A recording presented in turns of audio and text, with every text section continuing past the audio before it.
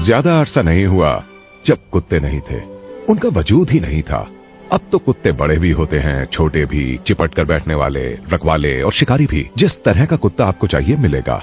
मगर ये हुआ कैसे? ये सब आए कहां से? इतनी तरह के जीव क्यों हैं हमारे इस छोटे से ग्रह पर? इसका जवाब है बदलाव करने वाली वो ताकत जो सुनने में किसी परी कथा जैसी लगती है, मगर हकीकत यही है।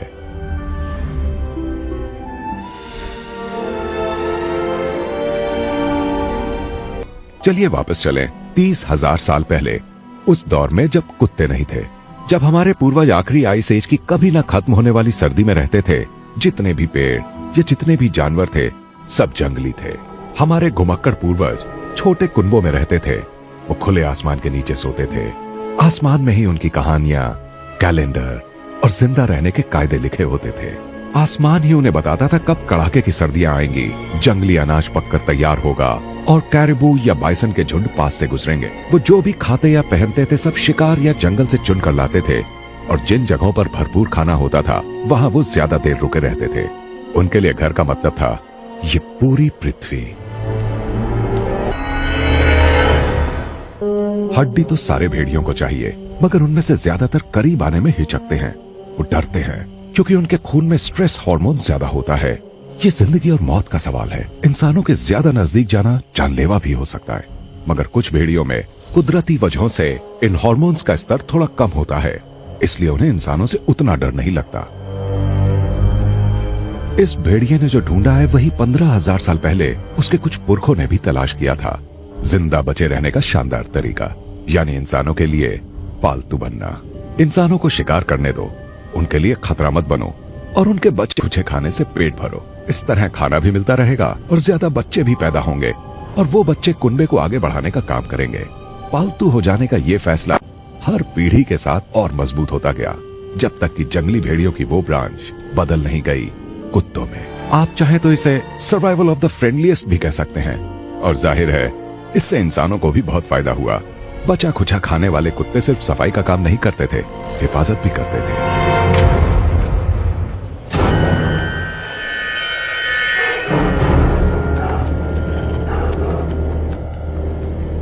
इन दो प्रजातियों की दोस्ती वक्त के साथ आगे बढ़ती रही, और इस बीच कुत्तों का रंग रूप भी बदला।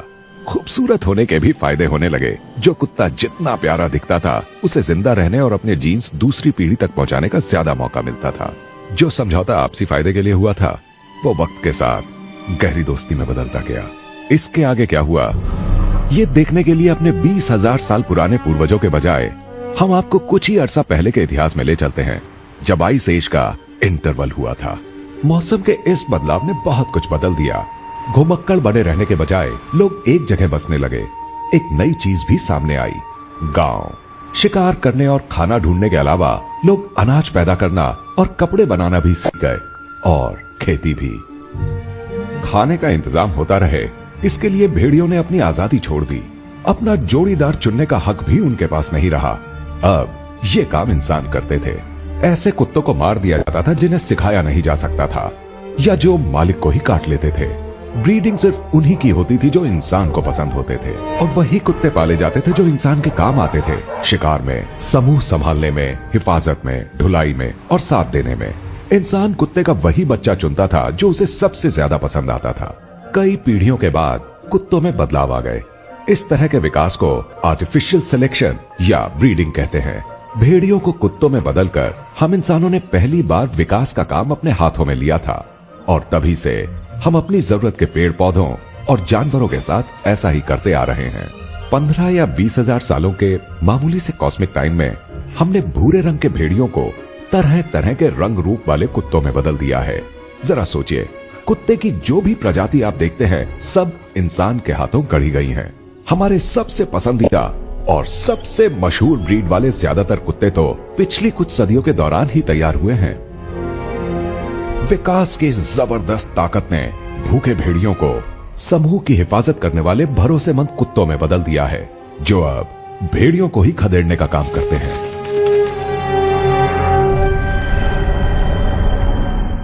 आर्टिफिशियल सिलेक्शन ने भेड़ियों को कुत्तों में और जंगली घास को गेहूं और मक्के में बदल दिया। दरअसल आज हमारे खाने में जो भी पेड़ पौधे और जानवर शामिल हैं, वो सब किसी जंगली प्रजाति से विकसित किए गए हैं। अगर आर्टिफिशियल सिलेक्शन से इतने जबरदस्त बदलाव सिर्फ 10 या 15,000 सालों में ही लाए जा सकते हैं, तो नेचुरल सिलेक्शन से क्या हो सकता है जो अरबों सालों से चल रहा है? और जवाब है ये खूबसूरत और विविधताओं से भरी दुनिया। मगर ये होता कैसे है? हमारा शिप ऑफ इमेजिनेशन हमें स्पेस और टाइम में कहीं भी ले जा सकता है, उन छिपे हुए माइक्रोकॉस्मोस तक भी जहां एक तरह की जिंदगी दूसरे में बदल सकती है। आइए मेरे साथ। हालांकि ऐसा लगता नहीं, मगर हम आइस एज में रह रहे हैं 20 लाख सालों से। बस ये थोड़ा सा लंबा इंटरवल चल रहा है। इन 20 लाख सालों में मौसम ज्यादातर ठंडा और खुश्क ही रहा है। उत्तरी ध्रुव पर आइस कैप आज के मुकाबले दक्षिण बहुत दूर तक फैली हुई थी। ऐसे ही एक लंबे और बर्फीले दौर में जब ठंड से जम चुके समुद्र उत्तरी ध्रुव से लेकर आज के लॉस एंजलिस तक फैले हुए थे, तब भालू आयरलैंड के बर्फीले इलाके में रह रहे थे।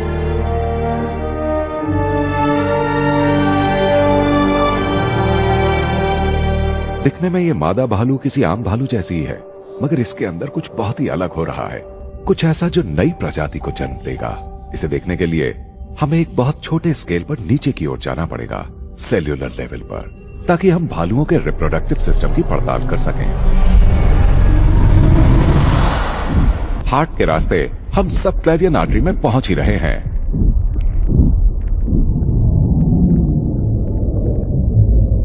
ये मादा भालू के अंडे हैं। इनके अंदर क्या हो रहा है ये जानने के लिए हमें और छोटा होना पड़ेगा।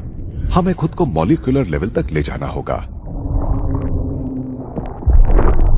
हमारा शिप ऑफ इमेजिनेशन अब इतना छोटा है कि ऐसे दसियों लाख शिप्स रेत के एक दाने में समा सकते हैं। बीम पर कलाबाजियां दिखाते ये गोले नजर आ रहे हैं आपको? ये प्रोटीन हैं जिन्हें किनीसिन कहा जाता है। ये किनीसिन असल में ट्रांसपोर्ट का काम संभालते हैं और कोशिकाओं के आसपास माल ढुलाई कर रहे हैं। कितने अजीब दिख रहे हैं ना ये, मगर सच तो ये है कि ये और इनसे मिलती जुलती दूसरी संरचनाएं हर जिंदा सेल में होती हैं, उनमें भी जो आपके अंदर है।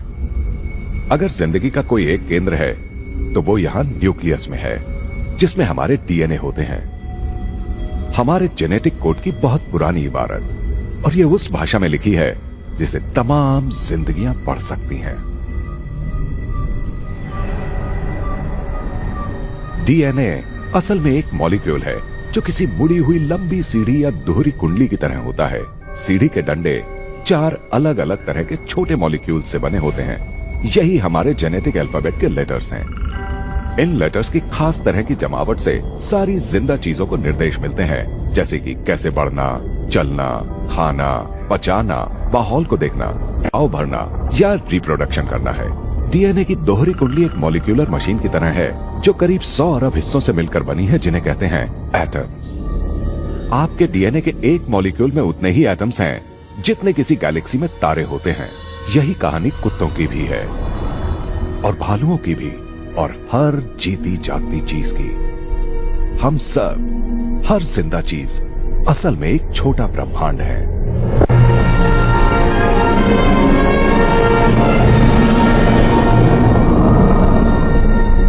डीएनए मैसेज बहुत हिफाजत के साथ कॉपी करके एक सेल से दूसरे सेल और एक पीढ़ी से दूसरी पीढ़ी तक पहुंचाए जाते हैं। नया डीएनए मॉलिक्यूल तब पैदा होता है जब आजाद होने वाला कोई प्रोटीन कुंडली के धागों को अलग कर देता है, जिससे सीढ़ी नुमा डंडे भी अलग हो जाते हैं। न्यूक्लियस के अंदर के लिक्विड में जेनेटिक कोड वाले ये मॉलिक्यूलर लेटर्स तैरते रहते हैं। कुंडली का हर धागा अपने पिछड़े साथी की नकल होता है और इस तरह 2 एक जैसे डीएनए मॉलिक्यूल्स बन जाते हैं। जीन्स का रिप्रोडक्शन इसी तरह होता है और वो एक पीढ़ी से दूसरी पीढ़ी तक पहुंचते हैं। जब किसी जिंदा सेल का बंटवारा होता है तो दोनों हिस्सों को डीएनए की एक कॉपी मिलती है। एक खास किस्म का प्रोटीन प्रूफ रीडिंग करता है ताकि सिर्फ सही लेटर्स का ही चुनाव हो, जिससे डीएनए की कॉपी में कोई गड़बड़ ना हो। मगर परफेक्ट तो कोई नहीं होता। कभी कभार प्रूफ रीडिंग की गलती नजरअंदाज हो जाती है और जेनेटिक इंस्ट्रक्शन में कोई छोटा सा बदलाव हो जाता है। भालू के अंडे की कोशिकाओं में एक ऐसा ही बदलाव हुआ है।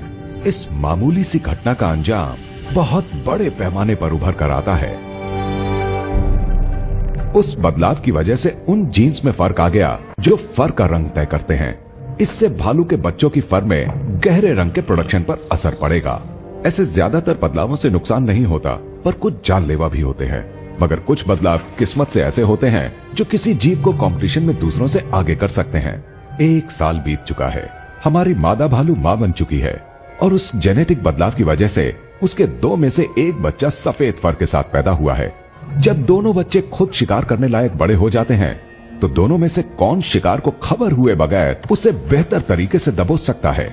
सफेद बर्फ में भूरे रंग का भालू बहुत दूर से भी नजर आ जाएगा। सफेद भालू अपने अलग जीन्स के साथ फलने फूलने लगता है और वो जीन अगली पीढ़ी में पहुंचते हैं। ऐसा बार बार होता है।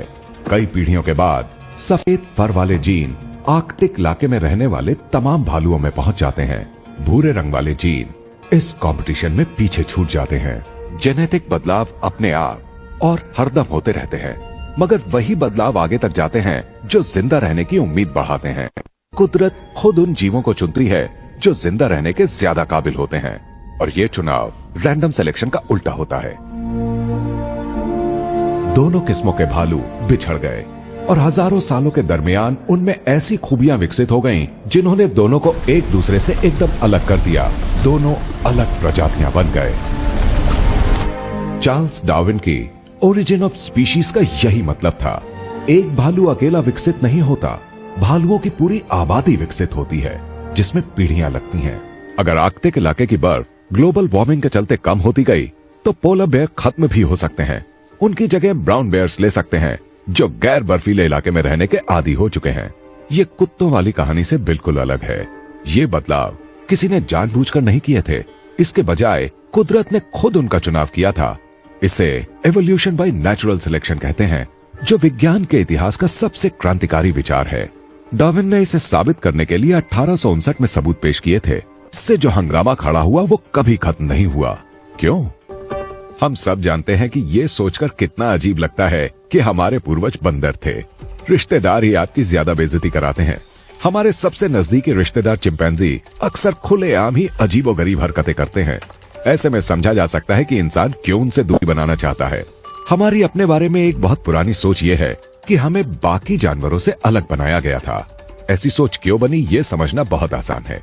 इससे लगता है हम स्पेशल हैं। मगर अगर हमारा रिश्ता पेड़ के साथ जोड़ दिया जाए तो वो सोचकर आपको कैसा लगता है?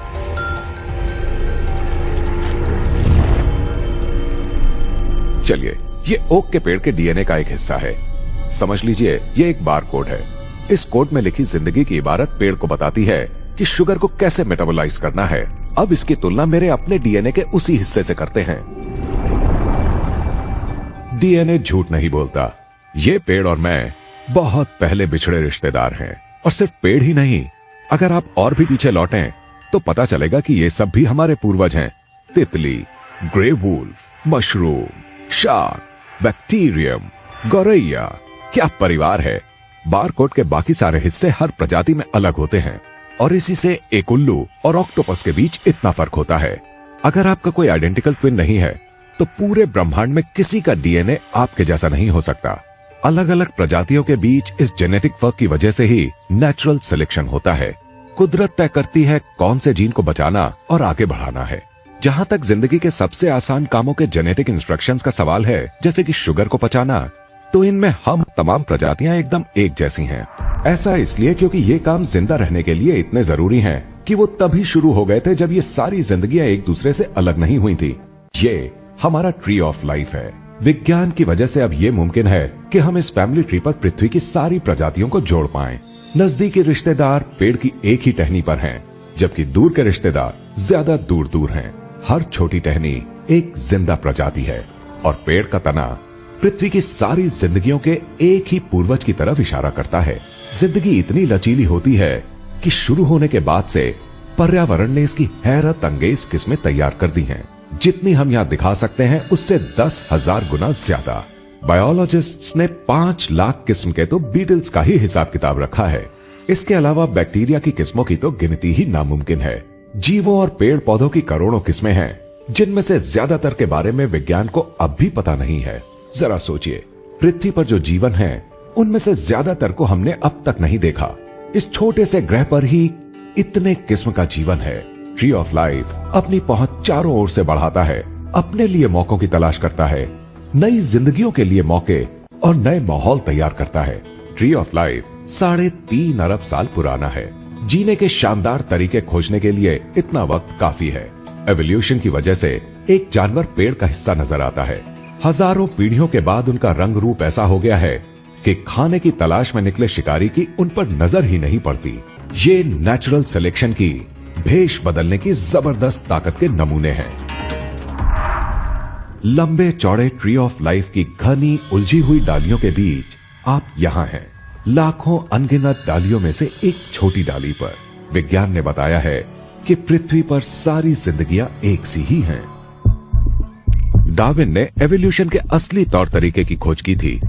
उससे पहले यह माना जाता था कि जीवन में ये जो विविधता है वो किसी इंटेलिजेंट डिजाइनर का काम है, जिसने लाखों किस्मों की हर प्रजाति को अलग अलग बनाया है। ऐसा कहा जाता था कि जिंदा चीजें इतनी पेचीदा हैं कि वो अपने आप विकसित नहीं हो सकती। जरा इंसान की आंख को ही लीजिए, इससे ज्यादा पेचीदा शायद ही कुछ और हो। इसमें cornea, iris, lens, retina, optic nerves और मसल्स होती हैं। तस्वीरों का मतलब समझाने वाले दिमाग के लंबे चौड़े न्यूरल नेटवर्क की तो बात ही छोड़िए। इससे ज्यादा पेचीदा मशीन इंसान भी अब तक नहीं बना पाया है। इसलिए यह माना जाता था कि इंसान की आंख अपने आप विकसित नहीं हो सकती। यह सच है या नहीं, जानने के लिए हमें समय के पार उस दुनिया में जाना होगा जब देखने वाली आंख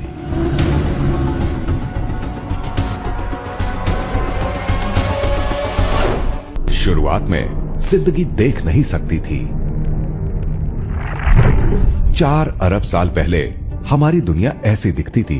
उस वक्त आंखें किसी के पास नहीं थी। इसी तरह करोड़ों साल गुजर गए और फिर एक दिन एक बैक्टीरियम का डीएनए कॉपी होते समय एक मामूली सी गलती हो गई। अपने आप हुए इस बदलाव से उस माइक्रोब के अंदर ऐसा प्रोटीन मॉलिक्यूल बन गया जो सूर्य की रोशनी सोख सकता था। जानते हैं लाइट सेंसिटिव बैक्टीरियम को दुनिया कैसी दिखती थी? अपनी स्क्रीन के दाहिनी ओर देखिए। खुद होने वाले जेनेटिक बदलावों का सिलसिला चलता रहा, जैसा कि हर जीती जागती चीज में होता है। एक और जेनेटिक बदलाव के बाद डार्क बैक्टीरियम तेज रोशनी से बचने लगे। ये सब क्या हो रहा था? रात और दिन, जिन बैक्टीरिया को रोशनी और अंधेरे का फर्क मालूम हो गया था, उन्हें दूसरों से ज्यादा फायदा था। मगर क्यों? क्योंकि दिन में तेज अल्ट्रावायलेट रोशनी डीएनए को नुकसान पहुंचा सकती थी। रोशनी पहचानने वाले बैक्टीरिया उससे बचकर अंधेरे में अपने डीएनए की अदला बदली करने लगे। उनकी तादाद सतह पर ही रहने वाले बैक्टीरिया के मुकाबले ज्यादा बढ़ने लगी। वक्त के साथ इन लाइट सेंसिटिव प्रोटीन्स ने ज्यादा विकसित एक सेल वाले जीवों में एक गहरे रंग के धब्बे की शक्ल ले ली। इससे उनके लिए रोशनी तलाशना आसान हो गया। ये उन जीवों के लिए जबरदस्त फायदे वाली बात थी जो सूर्य की रोशनी में खाना बनाते थे। एक फ्लैट वर्म को अपनी आंख से ऐसा नजर आता था। कई सेल वाले इस जीव में गहरे रंग का धब्बा एक गड्ढे में बदल गया। कटोरी के आकार का ये गड्ढा इस जीव को रोशनी और अंधेरे में फर्क बताता था, ताकि इसे अपने आसपास की चीजों का मोटा मोटा अंदाजा हो सके, और ये भी कि कौन सी चीज खाई जा सकती है और कौन इसे शिकार बना सकता है। ये बहुत बड़ा फायदा था। बाद में चीजें और साफ होती गईं। वो गड्ढा गहरा होकर एक सॉकेट जैसा बन गया, जिसमें एक छोटा सा मुंह भी था। हजारों पीढ़ियों के दौरान नेचुरल सिलेक्शन के जरिए धीरे धीरे आंख बन रही थी। गड्ढे का मुंह सिकुड़कर बारीक हो गया, जिसकी हिफाजत के लिए ऊपर एक ट्रांसपेरेंट झिल्ली बन गई। इस छोटे छेद से बहुत थोड़ी रोशनी अंदर जाती थी, मगर इतने से ही आंख के अंदर के सेंसिटिव हिस्से पर एक धुंधली सी तस्वीर बन जाती थी। इससे फोकस भी अच्छे से होता था। इसके बाद तो आंख के विकास की होड़ तेज होती गई। जिंदा बचे रहने के लिए मुकाबला तो था ही, मगर फिर आंख में एक शानदार खूबी और जुड़ गई, एक लेंस, जिसने चमकदार तस्वीर के अलावा तेज फोकस भी दे दिया। शुरुआती दौर की मछली की आंखों के ऊपर के ट्रांसपेरेंट जेल ने लेंस की शक्ल ले ली। इसके साथ ही उसका मुंह बड़ा भी हो गया, जिससे ज्यादा रोशनी अंदर आ सकती थी। मछली को अब दूर और पास की चीजें हाई डेफिनेशन में नजर आने लगी। और फिर एक बड़ी गड़बड़ हो गई। आपने कभी गौर किया कि ग्लास में भरे पानी में डली स्ट्रॉ पानी की सतह पर मुड़ी हुई क्यों दिखती है? ऐसा इसलिए होता है क्योंकि एक माध्यम से दूसरे में, जैसे कि पानी से हवा में जाने पर रोशनी मुड़ जाती है। असल में हमारी आंखें पानी के अंदर देखने के लिए बनी थी। आंखों के अंदर मौजूद फ्लूइड रोशनी के मुड़ने के इस असर को सफाई से खत्म कर देता था। मगर जमीन पर रहने वाले जानवरों की आंखों में अब भी पानी है और उनके लिए रोशनी सीधे हवा से होकर पहुंचती है। इससे रोशनी मुड़ जाती है, जिससे देखने में कई मुश्किलें होती हैं। जब जमीन और पानी दोनों में रहने वाले हमारे पूर्वज जमीन पर बसे, तब भी उनकी आंखें पानी के अंदर देखने के लिए ही बनी थी, जिससे हवा में देखना उनके लिए मुश्किल हो गया। हमारी नजर अब तक बहुत अच्छी नहीं हो पाई है। भले ही हम अपनी आंखों को स्टेट ऑफ द आर्ट मानते हो, मगर 37.5 करोड़ साल बाद भी ना तो हम अपनी नाक के सामने आई चीजें देख पाते हैं और ना ही अंधेरे में साफ साफ देख पाते हैं, जैसे कि मछली देख लेती है। जब हम पानी से बाहर आए थे तो कुदरत ने फिर शुरुआत करके हमें ऐसी आंखें क्यों नहीं दी जो हवा में देखने के लिए बनी हो। कुदरत ऐसे काम नहीं करती। मौजूदा चीजें कई पीढ़ियों के विकास के बाद बदलती हैं, और वो भी छोटे छोटे बदलावों के जरिए। ऐसा नहीं कि ड्राइंग बोर्ड पर सब मिटाकर नए सिरे से लिखना शुरू कर दे। आंखों का विकास चाहे जिस दौर में रहा हो, उनकी वजह से जिंदा बचे रहने में बहुत मदद मिली। आज जितने भी जीव मौजूद हैं, उनकी आंखों में विकास के ये सारे दौर नजर आ जाते हैं और वो सब काम करती हैं। इंसान की आंखें चाहे जितनी पेचीदा हों, वो एवोल्यूशन बाय नेचुरल सिलेक्शन के लिए कोई चुनौती पेश नहीं करती। दरअसल एवोल्यूशन के बगैर आंखों और बायोलॉजी का कोई मतलब नहीं है। कुछ लोगों को एवोल्यूशन सिर्फ एक थ्योरी लगती है, मानो वो सिर्फ एक अलग नजरिया हो। Theory of evolution theory of gravity की तरह एक वैज्ञानिक हकीकत है। एवोल्यूशन वाकई हुआ है। पृथ्वी की तमाम जिंदगियों से अपना नाता स्वीकार करना न सिर्फ विज्ञान को मंजूरी देना है, बल्कि मेरी नजर में इसका बहुत गहरा स्पिरिचुअल मतलब भी है।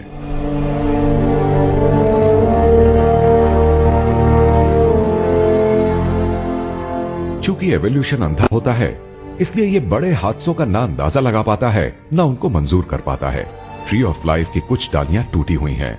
इनमें से बहुत सारी उन 5 बड़े हादसों में टूटी हैं जो जीवन की शुरुआत से अब तक हुए हैं। आज पृथ्वी पर जितनी भी प्रजातियां हैं, शायद उनसे हजारों गुना खत्म भी हो चुकी हैं। उनमें से ज्यादातर दूसरी प्रजातियों से रोजमर्रा के मुकाबले में खत्म हुई हैं, मगर बहुत सी उन बड़े हादसों में भी साफ हुई हैं जिन्होंने पूरी पृथ्वी पर तबाही फैलाई थी। पिछले 50 करोड़ सालों में ऐसा कुल 5 बार हुआ है। 5 बड़े कत्लेआम जिन्होंने पृथ्वी पर जिंदगी तबाह कर दी। इनमें सबसे बड़ा कत्लेआम करीब 25 करोड़ साल पहले हुआ था, जब पर्मियन युग खत्म हो रहा था। इतने युगों में जीवन ने बहुत कुछ झेला है, मगर वो अब भी मौजूद है। जिंदा रहने की जिद भी कमाल की है। वहां भी जिंदगी तलाश लेते हैं जहां सोच नहीं सकते। मुझे एक जानवर का पता है जो उबलते पानी या ठोस बर्फ में भी जिंदा रहता है। एक भी बूंद पानी के बिना ये 10 साल गुजार सकता है। ठंडे वैक्यूम या अंतरिक्ष के जबरदस्त रेडिएशन में भी अगर इसे खुला भेज दें, इसे खानोश तक नहीं आएगी। यह है टार्डिग्रेड या वाटर बेयर। ये दुनिया की सबसे ऊंची पहाड़ी चोटियों और गहरे समुद्रों तक सभी जगह मिलता है, और हमारे घर के पिछवाड़े में उगी काई में भी यह मौजूद रहता है। आपने शायद इनको कभी ना देखा हो, क्योंकि ये बहुत छोटे होते हैं, सुई की नोक के बराबर, मगर टफ हैं। टार्डिग्रेड्स अब तक के 5 बड़े हादसों को झेल चुके हैं। पृथ्वी पर आए इन्हें आधा अरब साल हो चुके हैं। जिंदगी के साथ बहुत शर्तें थी। ये वहीं पनपी जहां न ज्यादा गर्मी थी, न ज्यादा ठंड, न ज्यादा अंधेरा, न ज्यादा नमकीन, एसिडिक या रेडियो एक्टिव माहौल। और चाहे जो हो, पानी तो बहुत जरूरी था, मगर हम गलत थे। टार्डिग्रेड ने साबित कर दिया है कि उन हालातों में भी जिंदा रहा जा सकता है जिनमें जाने पर हम इंसानों की मौत होना तय है। मगर हम में और हमारे ग्रह के सबसे मुश्किल हालातों में पनपने वाली जिंदगी के बीच वही फर्क है जो एक ही थीम के अलग अलग वेरिएशंस में होता है, एक भाषा की बोलियों में होता है। वो भाषा है पृथ्वी के जीवन का जेनेटिक कोड। मगर दूसरी दुनियाओं पर जिंदगी कैसी होगी? उन दुनियाओं में जिनका इतिहास, केमिस्ट्री और विकास पृथ्वी से एकदम जुदा है। बस एक आखिरी कहानी है जो मैं आपको सुनाना चाहता हूं, और ये अब तक की सबसे बड़ी कहानी है जो विज्ञान ने हमें बताई है।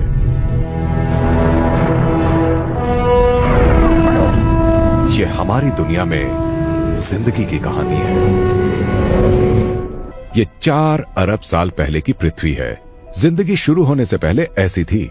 पता नहीं जिंदगी की शुरुआत कैसे हुई। उस दौर के ज्यादातर सबूत टक्करों और काट छांट में खत्म हो गए हैं। विज्ञान हमेशा नॉलेज और इग्नोरेंस की सरहदों के बीच काम करता है। जो नहीं पता उसे मानने में डर नहीं, कोई शर्म भी नहीं। शर्म तो सब कुछ जानने का दावा करने में है। हो सकता है इस शो देखने वाला कोई सबसे पहले इस राज से पर्दा उठाए कि पृथ्वी पर जीवन कैसे शुरू हुआ। जिंदा माइक्रोब्स से मिले सबूत बताते हैं कि उनके शुरुआती पूर्वजों को तेज टेम्परेचर पसंद था।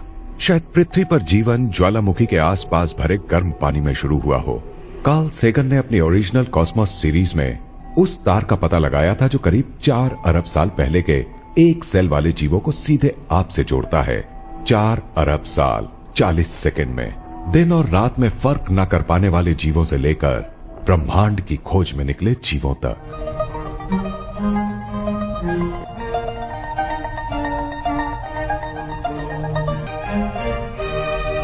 ये वो चीजें हैं जो मॉलिक्यूल्स तैयार कर सकते हैं अगर उन्हें 4 अरब साल का वक्त दिया जाए।